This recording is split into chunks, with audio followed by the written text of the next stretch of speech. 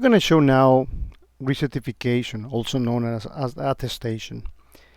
Many regulations, and actually common good sense, requires managers and application owners to periodically check who has access to their applications or their resources, and actually validate, okay, these people still need access to that, those people no longer need access to that, so we can remove them.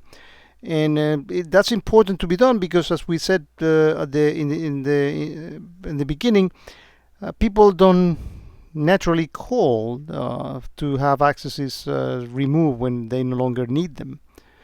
So let's show how we do this with ITIM and with the ITIM's motto, which is zero coding. So within the Manage Policies section on the console, we have a section called Recertification Policy. So we click on it, and we're going to create one. We're going to call it BOOAD Recert.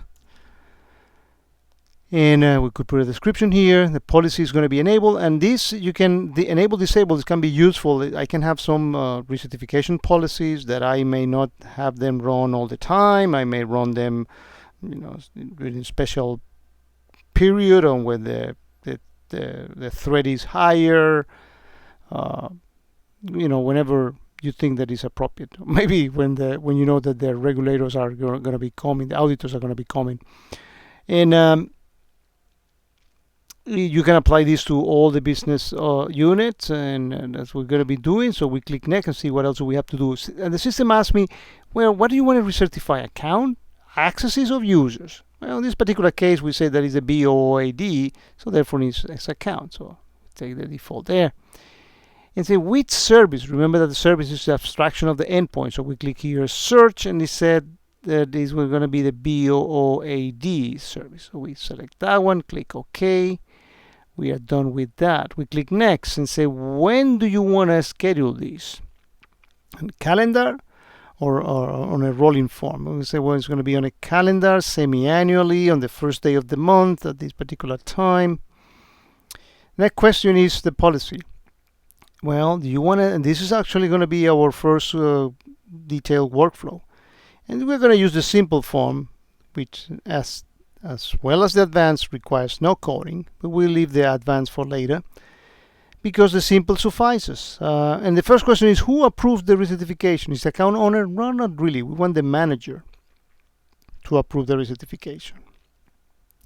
What happens when the recertification is rejected? Yeah, the account should be suspended. You can also have a delete the account, but let's say that if you change your mind and you want to return the account back, you just want to suspend the account. You can actually have other mechanism that is called event life cycle, the rule that say, well, if accounts have been suspended for 45 days, go ahead and delete them, things like that. But let's say that right now we're just going to say that the account gets suspended.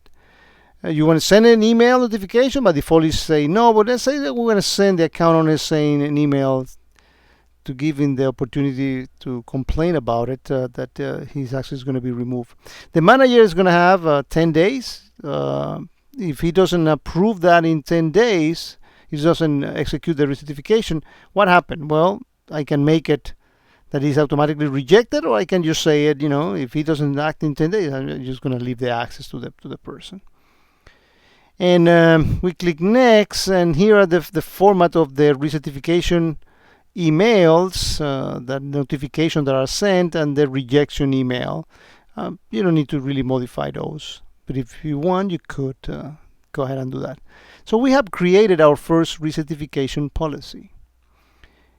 So what we're going to be doing is recertifying access to this BOAD. Okay, and remember we created Johan Santana. His manager is Eric Powers. So instead of waiting 1 month or 6 months actually for this to run on the schedule, we're actually going to run it manually to demonstrate its functionality. So we look for the one we just created, which is BO Recert, and we're going to check it and click run. When you want to run this, say yep, I want to run it. As a consequence of doing that, we see the email actually acting in there, Mr. Powers. should have gotten an email indicating that he needs to recertify Johan Santana. Pretty good. So, as we've done many other times, he logs in into his nice looking interface. ePower. And the system asks him, action needed, as everything else that we have seen so far. So he's going to say yes, and he say that he's going to reject the recertification. I need to audit Johan's work. Yeah. And if he clicks like that, notice what happened if we go straight into Active Directory.